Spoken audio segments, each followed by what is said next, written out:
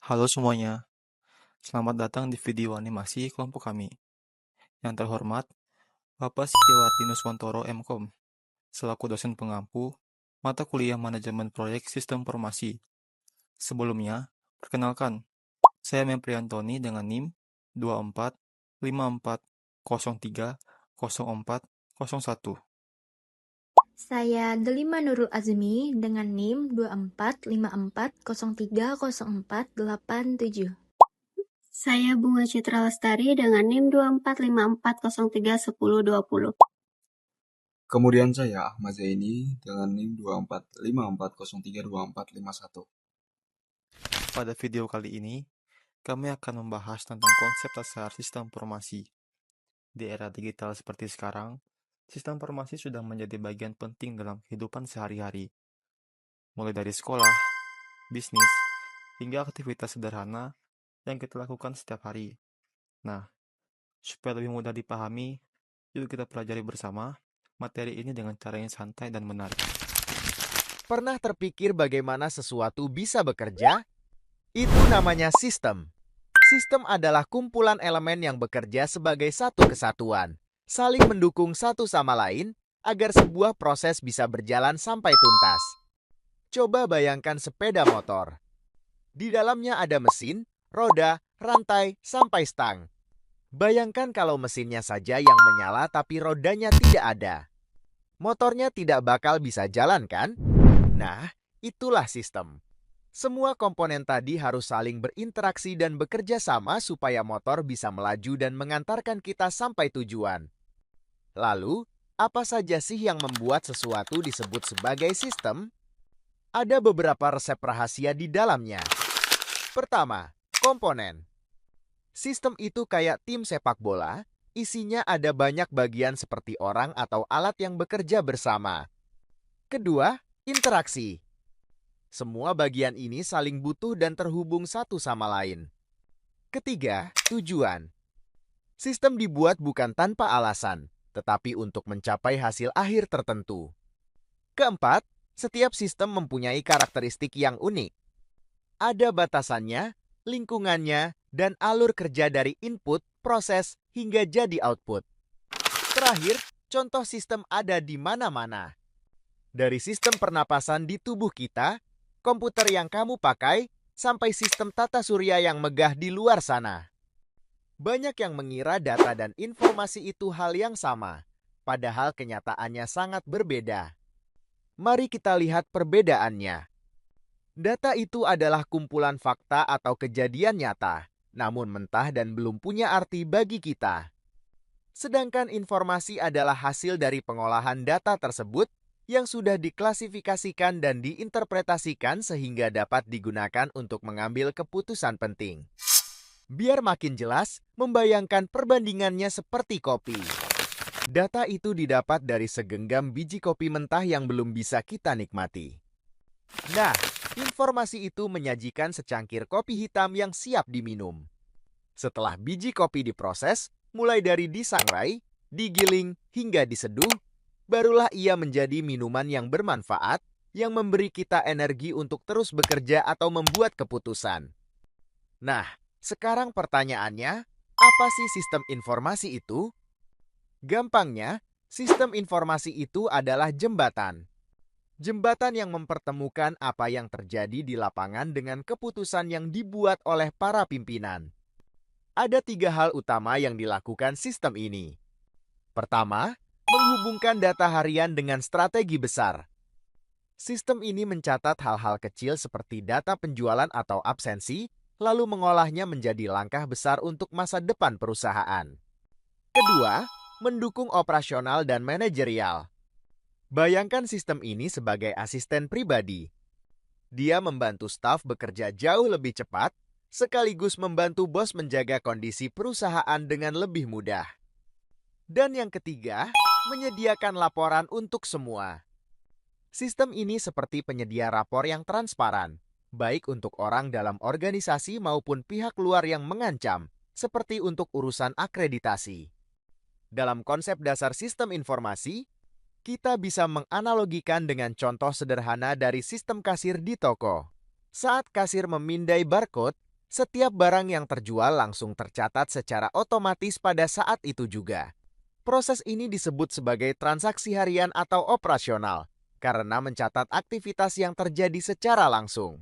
Kemudian, aplikasi stok membantu menghitung jumlah barang yang tersisa tanpa perlu dilakukan secara manual. Hal ini termasuk fungsi manajerial karena membantu pengelolaan dan pengawasan persediaan. Dari data yang terkumpul, dibuat laporan akhir bulan yang digunakan oleh pemilik toko untuk mengambil keputusan, misalnya menambah stok barang tertentu. Proses pengambilan keputusan ini disebut sebagai kegiatan strategis karena berkaitan dengan perencanaan ke depan. Sistem informasi dalam sebuah organisasi memiliki beberapa fungsi utama yang saling berkaitan. Pertama, sistem ini berfungsi untuk menyimpan dan mengambil data sehingga informasi bisa disimpan dengan aman dan mudah dicari saat dibutuhkan. Kedua, sistem informasi juga mengolah data mentah menjadi informasi yang lebih berguna, misalnya mengubah data menjadi laporan. Selain itu, sistem juga membantu menyampaikan informasi kepada orang yang tepat di waktu yang tepat. Nah, contoh nyatanya bisa dilihat pada sistem akademik di kampus, di mana data absensi dan nilai mahasiswa diolah menjadi KHS atau transkrip, yang kemudian digunakan oleh dosen atau pihak kampus untuk menentukan kelulusan mahasiswa. Sistem informasi tersusun dari beberapa komponen yang saling bekerja sama. Dimulai dari input, yaitu data yang dimasukkan ke dalam sistem, seperti formulir atau hasil scan barcode. Data tersebut kemudian diproses dalam bagian pengolahan yang berisi logika, prosedur, atau aturan tertentu. Hasil dari proses ini disebut output, yaitu informasi yang sudah siap digunakan. Agar sistem bisa berjalan, dibutuhkan teknologi sebagai alat pendukung, seperti komputer dan jaringan. Selain itu, ada juga hardware sebagai perangkat fisik, dan software sebagai program yang mengolah data.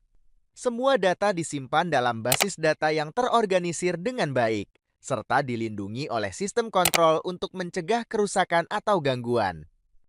Agar lebih mudah dipahami, komponen sistem informasi bisa dianalogikan seperti sebuah restoran pintar. Input diibaratkan sebagai pesanan dari pelanggan. Kemudian pesanan tersebut diolah menggunakan resep masakan sebagai panduan. Proses memasak dilakukan dengan bantuan peralatan seperti kompor, panci, dan juga sistem kasir. Bahan makanan disimpan rapi di tempat penyimpanan seperti lemari atau gudang yang berfungsi seperti basis data. Semua kegiatan didukung oleh teknologi seperti listrik dan internet. Untuk menjaga keamanan, ada kontrol seperti satpam, alarm, dan CCTV.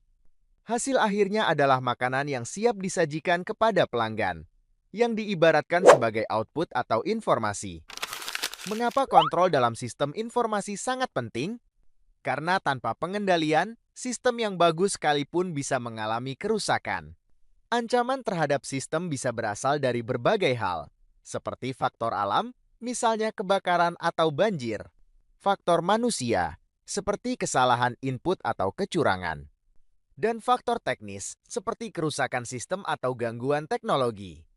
Oleh karena itu, sistem kontrol dibuat untuk mencegah terjadinya masalah, serta membantu mempercepat perbaikan jika terjadi kesalahan, sehingga sistem tetap berjalan dengan baik. Peran utama sistem informasi dalam organisasi adalah untuk mencapai beberapa tujuan penting. Mendukung proses bisnis dan operasional. Sistem informasi membantu mempercepat dan mengotomatisasi aktivitas sehari-hari, sehingga pekerjaan menjadi lebih efisien. Mendukung pengambilan keputusan. Dengan menyediakan data yang akurat dan relevan, sistem informasi memudahkan manajer dalam menentukan pilihan terbaik. Mendukung strategi keunggulan kompetitif. Sistem informasi memberikan nilai tambah bagi organisasi, sehingga mampu bersaing lebih baik, misalnya melalui layanan yang lebih cepat atau inovatif dibandingkan pesaing. Manfaat sistem informasi bagi organisasi tidak hanya sebatas sebagai aplikasi, tetapi juga memberikan dampak nyata pada beberapa aspek penting, antara lain, pengurangan biaya cost reduction, membantu menekan pengeluaran operasional yang tidak efisien atau tidak diperlukan. Pengurangan kesalahan error reduction, mengurangi kemungkinan terjadinya kesalahan akibat faktor manusia. Peningkatan kecepatan speed up, mempercepat proses kerja dan pelayanan dalam organisasi, pengendalian manajemen control, mendukung pimpinan dalam merencanakan serta mengawasi kegiatan organisasi dengan lebih efektif. Sorotan khusus, blok teknologi. Teknologi dalam sistem informasi tidak hanya sebatas perangkat, melainkan terdiri dari 3 elemen utama. Brainware SDM atau teknisi, orang-orang yang bertugas mengoperasikan, mengelola, dan memastikan sistem berjalan dengan baik. Software perangkat lunak, sekumpulan program atau instruksi yang digunakan untuk memproses dan mengolah data. Hardware perangkat keras, peralatan fisik yang digunakan untuk menjalankan sistem informasi. Pesan utama, secanggih apapun sebuah sistem, tidak akan berfungsi optimal tanpa dukungan brainware yang memiliki kemampuan dan kompetensi yang memadai. Keuntungan berwujud tangible benefits, merupakan manfaat yang dapat diukur secara nyata dalam bentuk angka atau nilai finansial. Efisiensi biaya, mengurangi biaya operasional, komunikasi, dan telekomunikasi. Ketepatan proses, mengurangi kesalahan data maupun proses kerja sehingga kerugian dapat ditekan. Keuangan dan persediaan, pengelolaan stok menjadi lebih baik sehingga biaya penyimpanan menurun dan risiko piutang tak tertagih berkurang. Peningkatan keuntungan, layanan yang lebih cepat dan akurat dapat meningkatkan penjualan serta profit perusahaan. Analogi, seperti beralih dari pencatatan stok manual ke aplikasi kasir, perusahaan dapat mengetahui penghematan biaya dengan jelas dan mengurangi risiko barang terbuang karena kedaluarsa. Blok bangunan building block Tatang Sutabri. Komponen utama dalam sistem informasi meliputi blok masukan input, proses mengumpulkan dan merekam data. Blok modal, mengolah data menggunakan logika dan model matematis. Blok keluaran output, menghasilkan informasi yang bermanfaat bagi manajemen. Blok teknologi, terdiri dari hardware, software, dan brainware. Blok basis data, kumpulan data yang tersusun dan dikelola dengan DBMS. Blok kendali control, menjaga keamanan dan mencegah gangguan pada sistem. Sekarang kita masuk ke manfaat nyata dari sistem informasi. Sistem informasi membantu perusahaan bekerja lebih cepat, lebih hemat, dan lebih akurat. Biaya operasional bisa ditekan karena banyak pekerjaan dilakukan secara otomatis. Kesalahan manusia juga berkurang karena data diproses oleh sistem. Selain itu, pengelolaan stok dan keuangan menjadi lebih terkontrol. Contohnya, toko yang menggunakan aplikasi kasir digital dapat memantau penjualan dan stok barang secara langsung tanpa harus mencatat manual. Hasilnya, pekerjaan lebih efisien dan keuntungan perusahaan meningkat. Selanjutnya, sistem informasi dibangun dari beberapa komponen yang saling terhubung. Pertama adalah input, yaitu data yang masuk ke sistem. Data ini kemudian diproses pada bagian model menggunakan aturan dan logika tertentu. Setelah diproses, sistem menghasilkan output berupa informasi yang berguna bagi pengguna. Semua proses tersebut didukung oleh teknologi seperti komputer, aplikasi, dan database. Agar sistem tetap aman dan berjalan stabil, terdapat kontrol yang bertugas mengawasi dan melindungi sistem dari kesalahan maupun gangguan. Teknologi dalam sistem informasi terdiri dari 3 bagian utama. Pertama, hardware atau perangkat keras seperti komputer dan server. Kedua, software atau perangkat lunak yang menjalankan proses pengolahan data. Ketiga, brainware yaitu manusia yang mengoperasikan dan mengelola sistem. Ketiganya harus bekerja bersama, karena teknologi secanggih apapun tidak akan berguna tanpa manusia yang mampu mengendalikannya. Terakhir adalah perencanaan sistem informasi. Teknologi tidak boleh dipilih hanya karena sedang tren. Sistem harus disesuaikan dengan kebutuhan organisasi. Jika salah memilih teknologi, sistem bisa menjadi mahal, rumit, dan tidak efektif. Karena itu, organisasi harus mampu menyeimbangkan antara perkembangan, teknologi, dan kebutuhan nyata di lapangan. Dengan perencanaan yang tepat, sistem informasi dapat meningkatkan efisiensi, mempercepat pekerjaan, dan memperkuat daya saing organisasi.